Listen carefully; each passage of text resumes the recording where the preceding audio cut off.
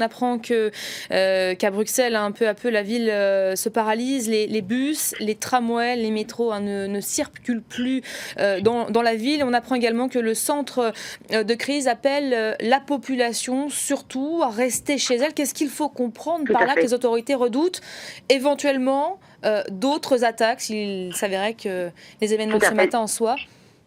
Tout à fait. Depuis ce matin et depuis les explosions qui ont eu lieu à Zaventem, des experts sont très préoccupés par le risque d'autres attentats, donc d'attentats coordonnés qui auraient été organisés de façon coordonnée. Alors pour l'instant, donc toute la ville de Bruxelles semble plonger un peu dans le chaos, un peu ce qu'on a vu en novembre dernier. Tous les transports en commun, aucun transport en commun ne fonctionne. Les autorités conseillent aux gens qui n'auraient pas encore été au travail de rester chez eux. La Commission européenne, tout près de laquelle une bombe aurait explosé dans le métro de Malbec, a également prévenu tous les fonctionnaires de rester chez eux, d'éviter les déplacements. Alors selon le parquet, il y aurait à ce stade 13 morts, 35 blessés. On craint évidemment que ce bilan ne vienne s'alourdir au courant de la journée. On ne sait pas très bien tous les détails de ces différentes explosions. À Zaventem, certains